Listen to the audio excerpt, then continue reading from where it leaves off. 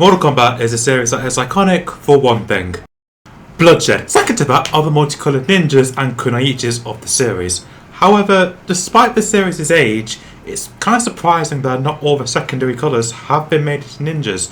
Heck, not even all the non-colours have been made into ninjas, and there are only 3 of those. So I thought it would be fun today to go over what colours are missing, along with what powers they could potentially have if they are ever introduced into the series. Now, when it comes to colours, I will only be really talking about the primary, secondary and non-colours. I won't get bent out of shape if no Azure Ninja or no Chartreuse Ninja.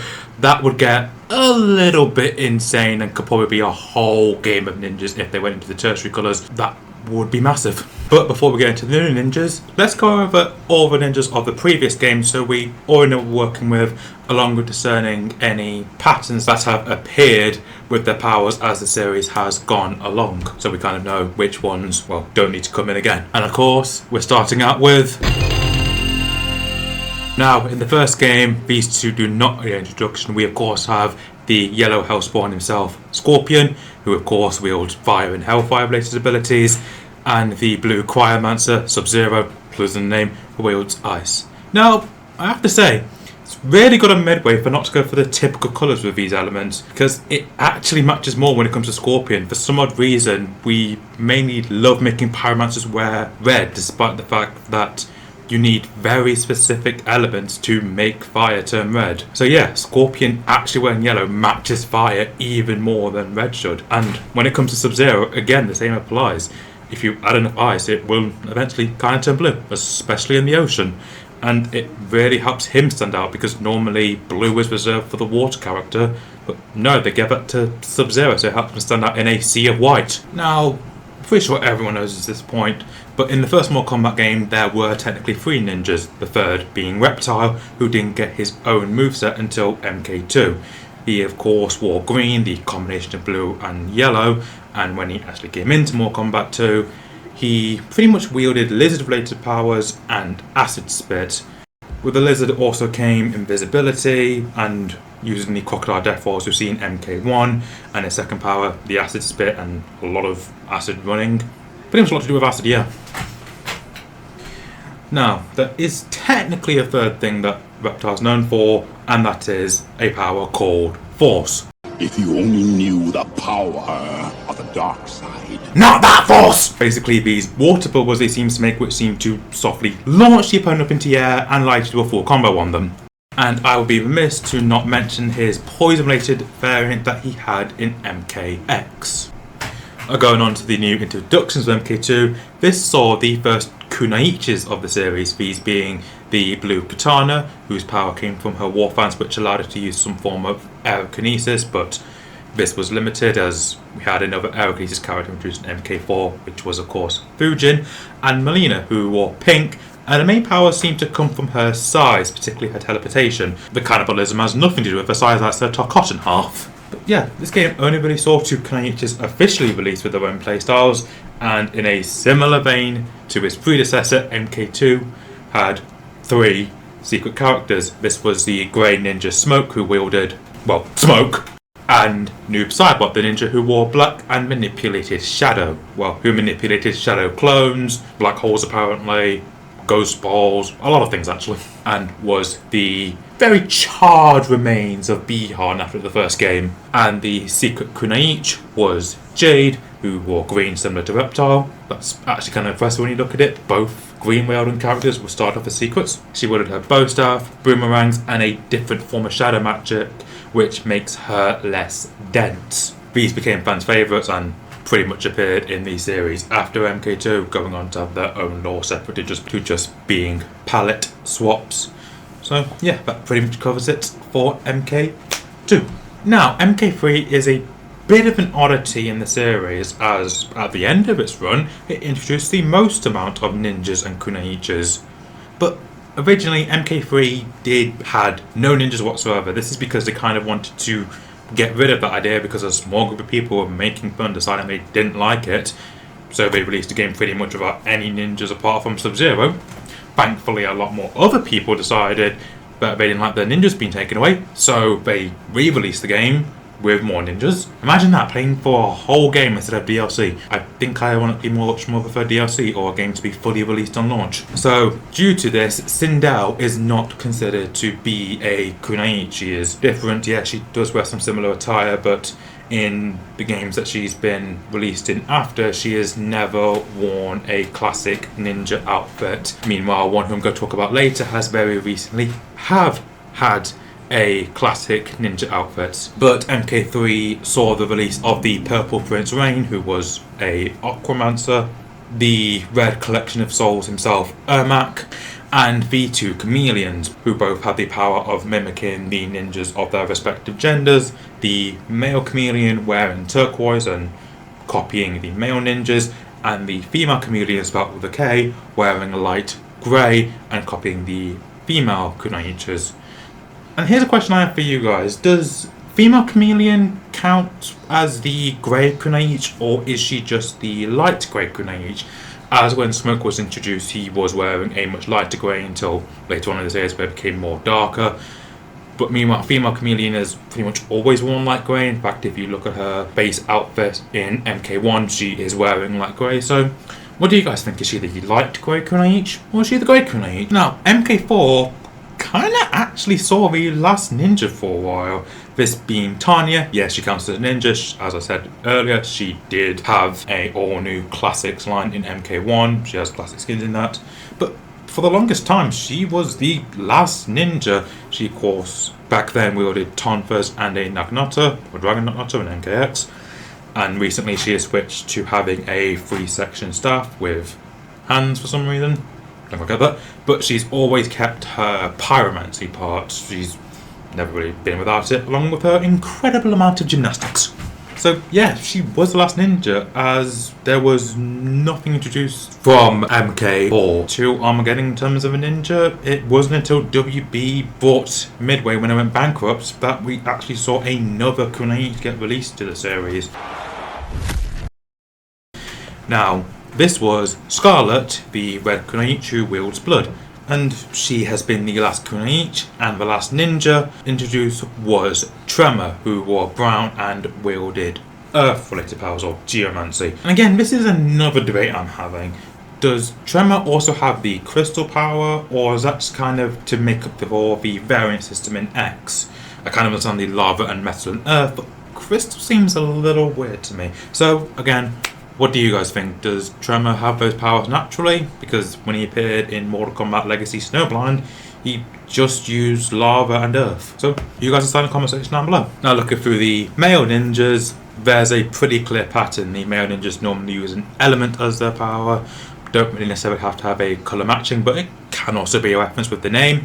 Meanwhile, the female Kunoichis originally seemed to have to use their weapons in order to get these powers, but that's seemingly changed a little bit with Scarlet in 11. Yes, she had a blood dagger, but not all of her abilities with blood use a dagger, and Tanya's weapons have entirely changed. So I don't think they seem to require the weapon as much as they used to. And with that in mind, let's move into the missing colours, along with what I think their powers would be.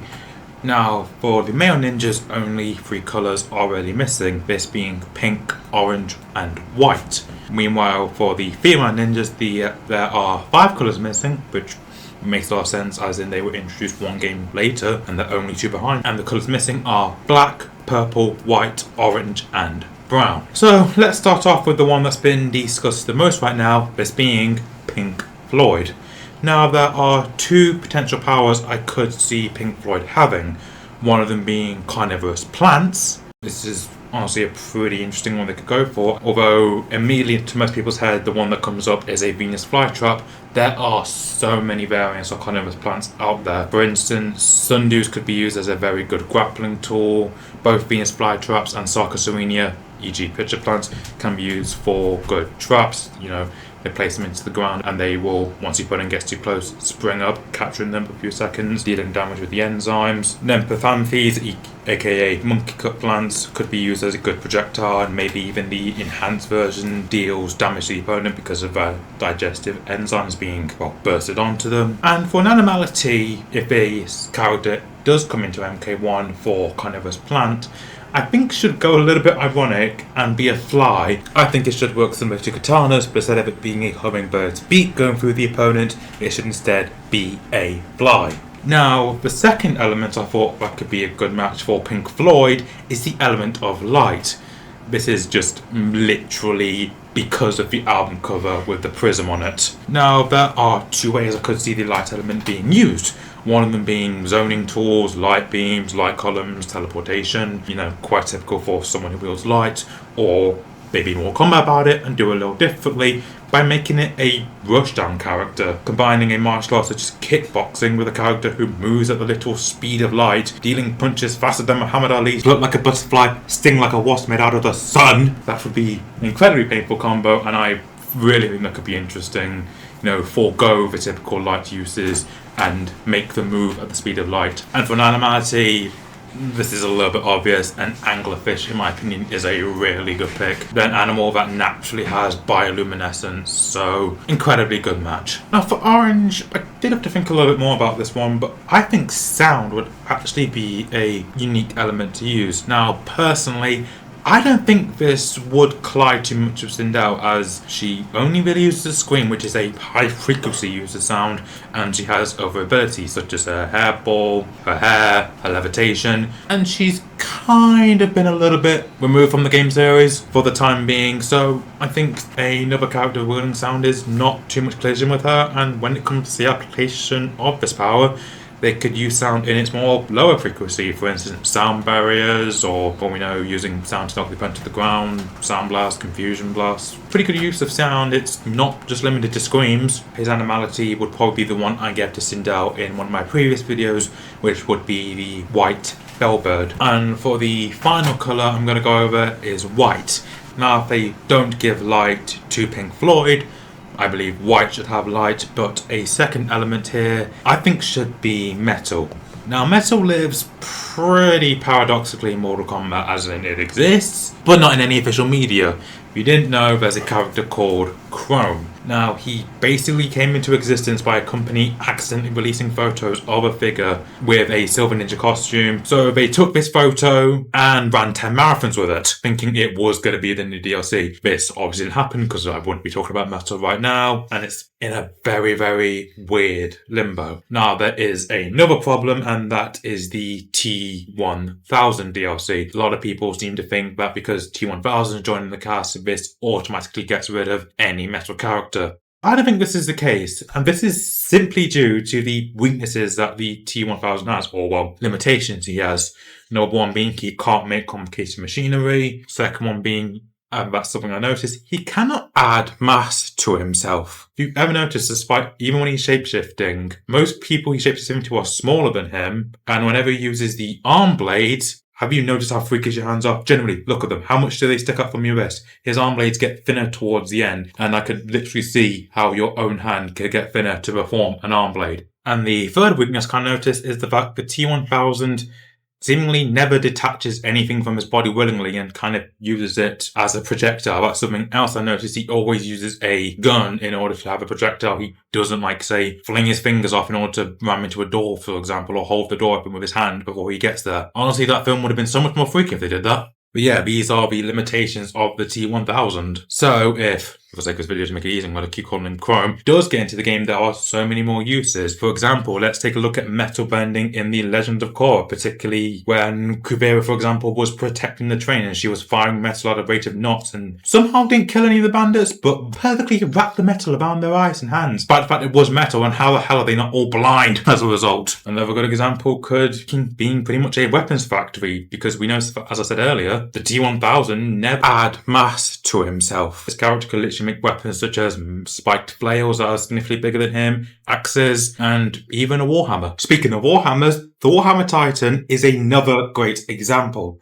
Well, it was able to generate gigantic metal constructs in a few seconds. That, again, would be some really, really strong uses. Being able to make almost barriers with metal. And the final one I could think of is, what if Chrome took on the properties of different metal? This is something that we see very, very little in media. For example, the Group 1 elements, which are as follows: lithium, sodium, potassium, rubidium, caesium, and francium. You may want to take notes, this will be on the test later, but if you didn't know, these metals share some very unique properties. For example, these metals are soft, have low density, have low melting points, well, compared to mercury it's pretty high, but still. But the main one is that these elements are incredibly reactive. Simply due to their outer shell only having one electron, they want to bond with other chemicals. These chemicals desperately want to bond something. When this happens, this is quite explosive. Well, the further down the list you go, it gets quite explosive. Here is an anime recreation of what francium looks like when it comes in contact with water.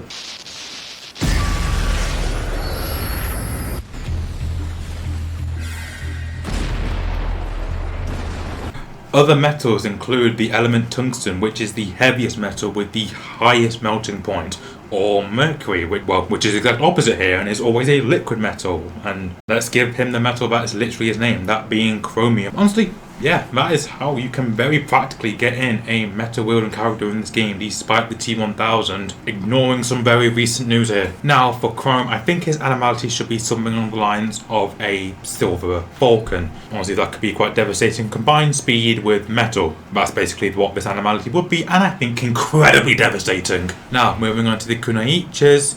And I'm going to start off with the colour black, who I believe should have space and gravity with its powers. Now, when it comes to space powers, I think there are a handful of ways that this would work. One of them would be, of course, teleportations.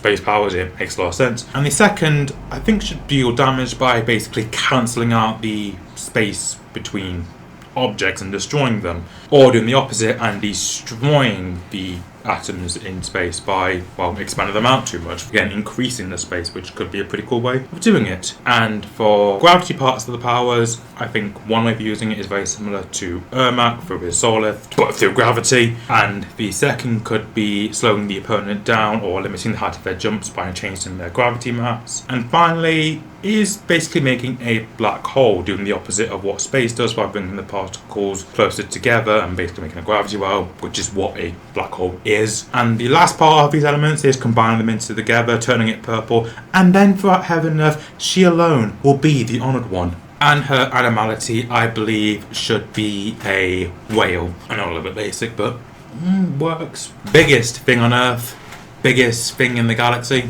Yeah, they go together. Speaking of the colour purple, the next Kunoichi I have up would be, of course, wearing purple. Now, I think she should have some form of power related to luck. But not just normal, like stepping on a ladder, broken mirror. I think she should have some form of animal that represents luck. Now, it's very easy to go for something obvious like the black cat, which is very much bad luck, or ladybird, which in some parts of the word means good luck. But I think go for an animal that represents both of these, and that would be the magpie. I also believe that potentially having some of the magpie elements into her design, making her a bit more animalistic, could also be pretty interesting, as really only Reptile is the only one with very obvious animalistic features. I know Melina has her jaw, but she easily hides that behind a veil. Reptile's the only one that if you look at him from a distance, you could tell there's not really many things human apart from that it's a biped. And with it being specifically a bird, a magpie, it could potentially be a good callback to the character Azagar from Defenders of the Realm. Maybe potentially being another way to reintroduce him with an entirely new species into Liu Kang's timeline. That could be really interesting in my opinion. Now, for those of you who are unaware, magpies have a rhyme about them that correlate to the amount of numbers that you see. However, in places this rhyme is known, only really 1 through 7 are well known. After that, it's a bit more up in the air. You kind of have to go hunting for them, which I did. Looked into and thought none of these really worked. I mean, 9 is literally 9 for a kiss. We already have 2 kisses of death in this game. 3 will be a crowd. But yeah, I think this will be the main basis of a power. For instance, going through these numbers will have a different effect. Along with, as I said earlier, she'll have animalistic features. So maybe she will have something along the lines of bird talons and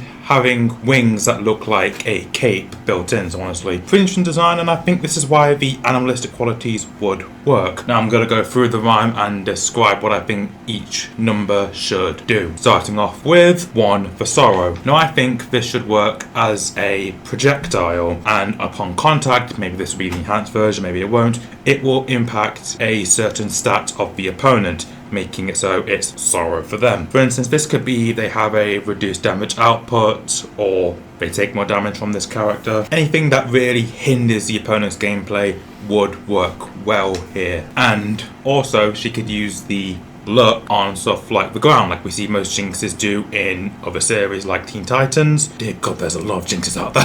Where a bird goes into the ground and kind of, well, works a bit like Astra and trips up the opponent. Again, sorrow in a way. Second one is 2 for joy, and this would also be joy for you. Basically, it would be a buff to any one of her stats. So yeah, still sorrow for your opponent, but very joyous for you. The next 2 are 3 for girl and 4 for boy. This, I believe, should work very similar to Shang Tsung's old man transformation, but with male and female form. Next 2 I'm putting together again, and those are 5 for silver and 6 for gold. I think this could be some form of almost, again, stat boost, where maybe her talons will become covered in silver, except for the enhanced version where they will become covered in gold. And it's pretty simple, but I believe this would work. Maybe the enhanced version could have a bit of a shorter startup and last longer. And finally, 7 for a secret that will never be told. I think this should just be Fatal Blow, where 7 magpies strike the opponent character, or there's 7 parts to it. Again, this would work really, really well. Now for the animality, you know what, let's go a bit obvious. I think it should be a black cat. Birds and cats, no, they don't get along. I guess you could say it's bad luck to have them together. Now the next colour I have is white. Now I believe this should go to a already existing character who somehow has never been playable. That would be Harumi. As we saw in a wedding scene, she was wearing a white dress. I think for power, I think she should have something to do with cherry blossoms and cherry tree. They kind of match her aesthetic, because if you notice, for pretty much all ending scenes, her dress has a floral pattern and they do look very similar to cherry blossom flowers. I think when it comes to the use of cherry blossoms, they will probably be very similar to how Smoke uses, well, his Smoke should have teleports, but with the blossoms, a kind of smoke forward move, again with the cherry blossoms, and something similar to Smoke's Karambit throw, but instead of it being an anti-air, she will use one of her dual swords in the cherry blossoms to control it and fire it directly at the opponent rather than at the angle that Smoke does. Something else would be similar to Rain's move in MK11, where he basically becomes water, again with cherry blossoms instead, and could be interesting to see her have some form of almost air walk, but instead of it being air under her feet, she uses the blossoms to lift her up. And come to think of it, why doesn't Smoke have some form of floating move? We literally see him use Spin Jitsu to scale the entirety of the Ying Fortune story mode. Why doesn't he have one? Now for Harumi herself, outside of the cherry blossoms, I think she should be able to use her dual swords that we saw using the story mode very effectively against the Lin Kuei, as well as utilize the kicks that we saw her use. But absolutely devastated Cyrax in Sector. We saw her send Sector flying with one simple kick.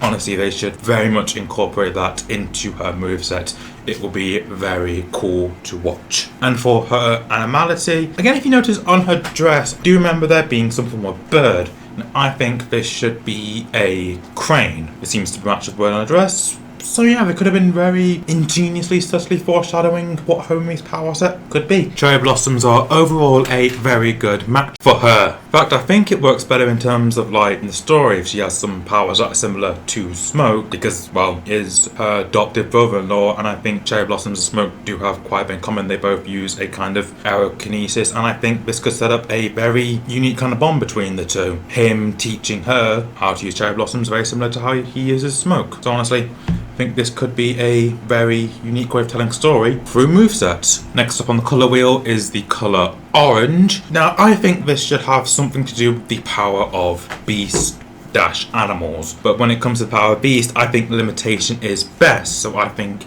it would be better if she could only use mammalian animals. Now, that doesn't mean no area of the world is actually off limits to her, as bats are mammals, whales are also mammals, and if anyone tries to convince you that a shark is a mammal, just know that they existed before trees and before any remnants of pre-mammals existed. Yeah, sharks are that old. They are fish, not mammals. Other parts of her variety come into something like her using pangolin scales, maybe as some form of projectile. That would be really interesting to see.